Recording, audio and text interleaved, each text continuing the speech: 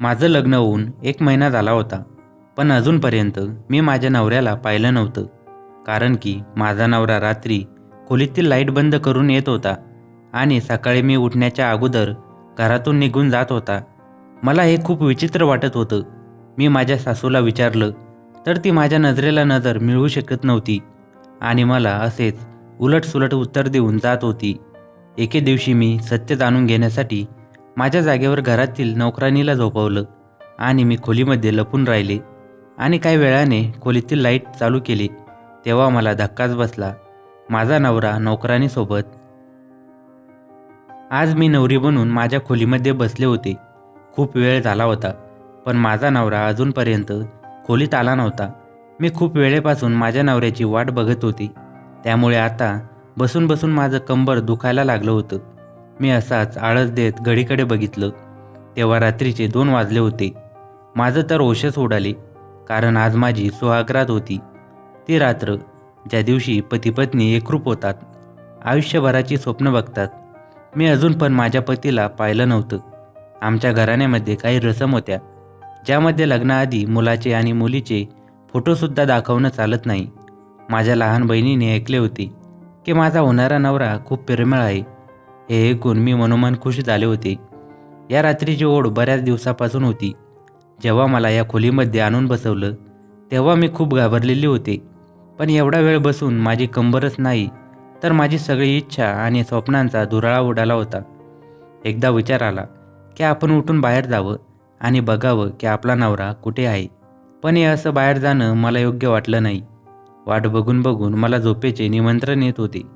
त्याला मी जास्त काळ अडवू शकत नव्हते. शेवटी मला एक झोपेची डुलकी लागलीच आणि तेवढ्यातच दरवाजाची कडी उघडण्याचा आवाज आला. मी गडबडीने डोळे उघडून बघायला लागले तर खोलीत सगळीकडे अंधार झाला होता. मी खूप धीर धरून म्हणले की कोण आहे. तेव्हा मला चालण्याचा आवाज आला. तेव्हा मी म्हणाले, ऐका ना, तुम्ही आहेत का? खोलीमध्ये एवढा अंधार का केला? लाईट गेली आहे का? मी एका श्वासात खूप सारे प्रश्न केले. तेव्हा खोकलताना एक मर्दानी आवाज आली आणि ऐकायला आले की मी आहे तुझा पती. बस एवढं ऐकताच माझ्या काळजात धडधड व्हायला सुरुवात झाली. मला माहीत होतं की माझ्या रूममध्ये माझा नवराच येईल. त्याचा आवाज ऐकून माझी सारी थकान दूर झाली. आता मी लाजायला लागले होते. पण मला एक गोष्टीची चिंता वाटू लागली की माझ्या नवऱ्याने येताना रूममधील लाईट का बंद केलेत? जर लाईट गेली असती तर ते खोलीमध्ये टॉर्च घेऊन आले असते. त्या अंधारामध्ये मी त्यांना डोळे फाडून बघायचा प्रयत्न करत होते. तेव्हा एक माणसाची सावली माझ्याकडे येताना दिसली. माझा पती माझ्यासमोर येऊन बसला आणि म्हणायला लागला की माफ कर, मला यायला उशीर झाला आहे. मित्रांसोबत गप्पा मारत बसलो होतो, पण त्यांनी जाणून बुजून मला लवकर येऊ दिले नाही. तू खूप थकली असशील, तर तू आता झोपून राहा. बाकीची बातचीत आपण उद्या करू. माझा नवरा बोलताना खूप अडखळत होता.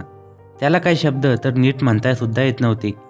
याचा अर्थ असा नाही की त्यांना अडखळत बोलायची सवय आहे.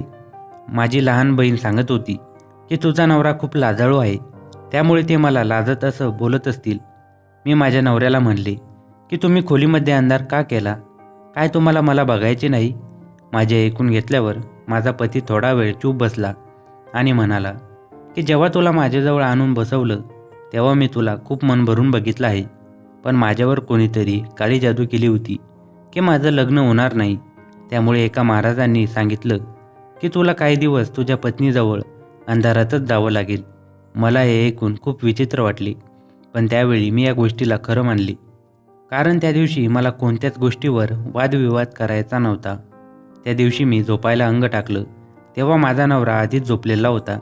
माझ्या मनामध्ये एक इच्छा होती की मी माझ्या नवऱ्याचा चेहरा बघावा आणि शेवटी तो माझा पतीच आला होता. तो जेव्हा वरात घेऊन आला होता, तेव्हा त्याच्या चेहऱ्यावर सेहरा बांधलेला होता. त्यामुळे मला त्याला बघता आलं नाही. मी विचार केला की ही रात्र निघून जाऊ देऊ.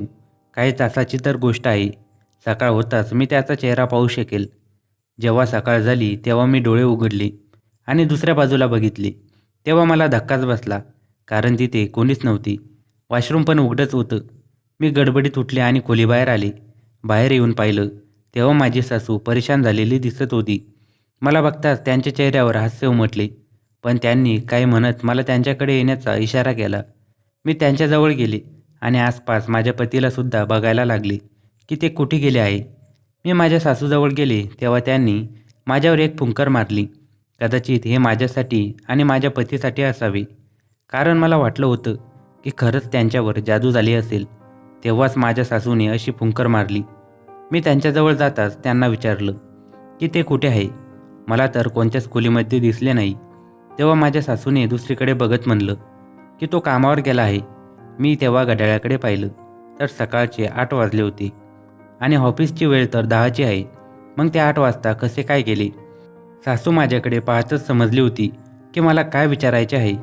सासू सांगायला लागली की तो त्याच्या मित्रांबरोबर मिळून व्यवसाय करतो, त्याच्यामुळे तो घरातून कधीही निघून जातो. तो आता नाश्ता कर. मला या सगळ्या गोष्टी जरा विचित्र वाटल्या. मला वाटलं की माझ्या सासूबाईंना जाऊन विचारावं की यांचं लग्न माझ्याशी जबरदस्तीने झालं आहे का. ना त्यांनी रात्री काही गप्पा केल्या, ना चेहरा दाखवला आणि असे सकाळीच निघूनसुद्धा गेले. कोणी आपलं लग्न झालं की लगेच दुसऱ्या दिवशी कामाला जात असतं का? या विचारातच मी मग्न होती. तेव्हा समोरच्या खोलीतून एक मुलगा बाहेर येत होता. तेव्हा मी लगेच डोक्यावर पदर घेतला. माझी सासू सांगायला लागली की हा तुझा देठ आहे. मी त्यांना नमस्कार केला. तेव्हा ते डोळ्यांनीच इशारा करत बाहेर चालल्या गेले.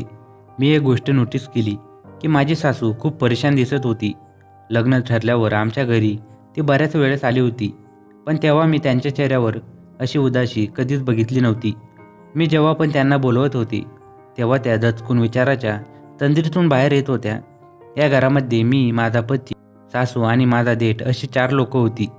मी फक्त संध्याकाळी माझ्या पतीची येण्याची वाट पाहत होती. मी संध्याकाळी नटून थटून खोलीमध्ये बसले होते. तेव्हा अचानक माझी नजर दरवाजावर गेली.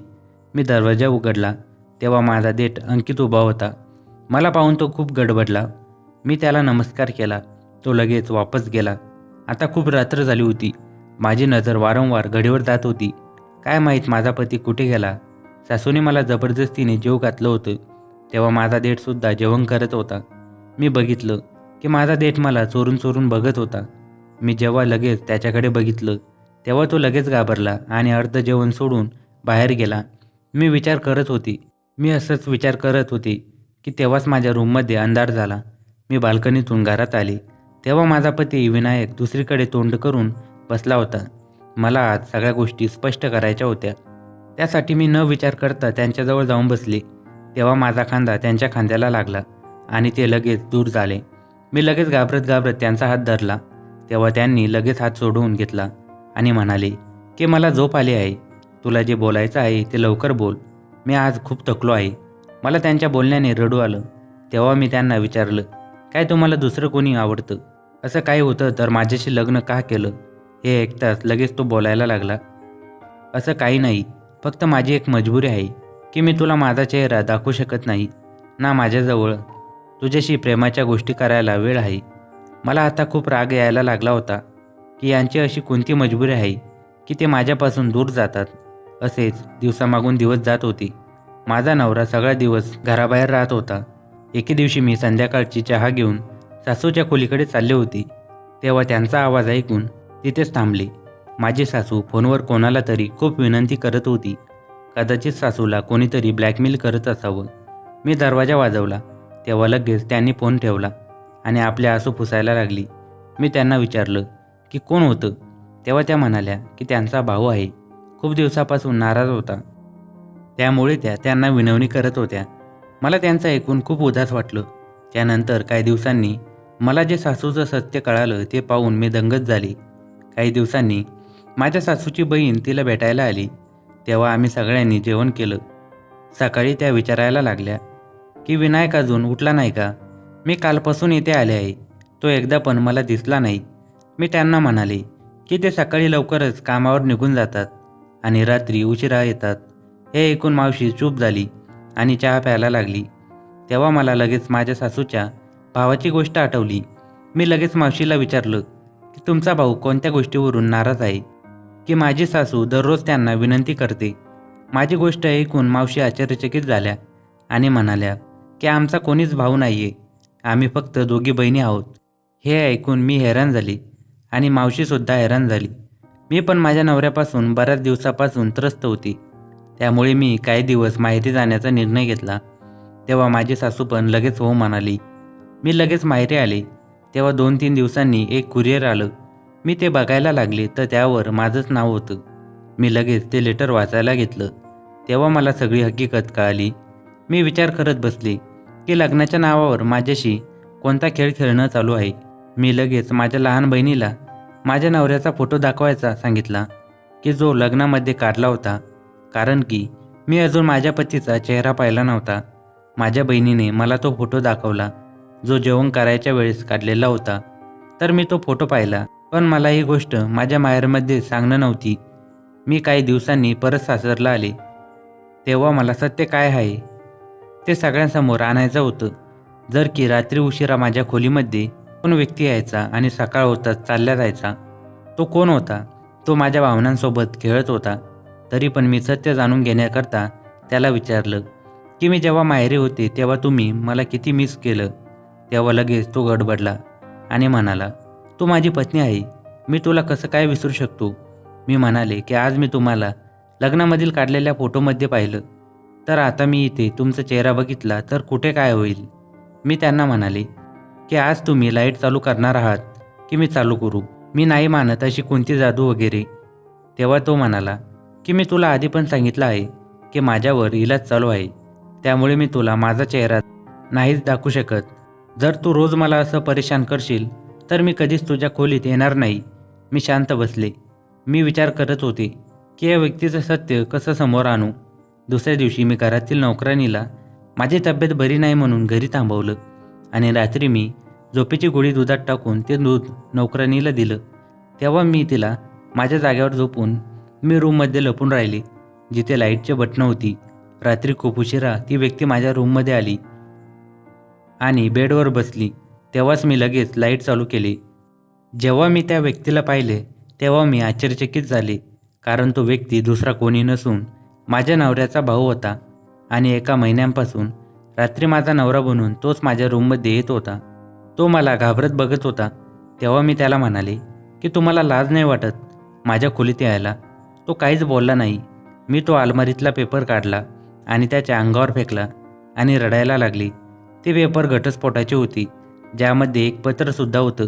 त्यामध्ये लिहिलं होतं की मला दुसऱ्या मुलीसोबत लग्न करायचे होते, पण माझ्या आईने माझ्या जबरदस्तीने तुझ्यासोबत लग्न लावले आहे. पण मी लग्नाच्या रात्रीच घरातून पळून गेलो. मी तुला घटस्फोटाचे पेपर पाठवत आहे जेणेकरून तुला दुसरे कोणाशी लग्न करता येईल. मी माझ्या देठाला विचारले की मला एवढा धोका का दिला. तेव्हा तो म्हणाला की माफ करा, पण अजूनपर्यंत तुमच्यासोबत असे काही केले नाही की मला लाज वाटेल आणि मी हे सगळं आईच्या सांगण्यावरून केलं आहे. विनायक भैया लग्नाच्या रात्रीच पळून गेले होते. माझी आई घाबरली होती की ही गोष्ट सगळीकडे पसरली तर काय होईल. त्यामुळे माझी आई मला तुमच्या रूममध्ये पाठवत होती, पण मी तुमच्यासोबत काहीही चुकीचं केलं नाही. विनायकने मला घटस्फोट दिला होता, त्यामुळे दुसऱ्या दिवशी मी माझ्या माहेरी चालले आले. पण काही महिन्यानंतर विनायकची आई माझ्यासाठी अंकितचं स्थळ घेऊन आली आणि माझ्या घरच्यांना माफी मागितली आणि म्हणाली की आता तुमच्या मुलीला चांगलं स्थळ लवकर नाही मिळणार, त्यामुळे मी माझ्या लहान मुलगा अंकितसाठी तुमची मुलगी मागायला आले आहे. शेवटी माझ्या घरच्यांनी खूप विचार केला आणि माझं लग्न अंकितसोबत लावून दिलं. मित्रांनो, ही कथा कशी वाटली कमेंट्समध्ये नक्की कळवा आणि कथा आवडल्यास व्हिडिओला लाईक आणि चॅनलला सबस्क्राईब नक्की करा. धन्यवाद.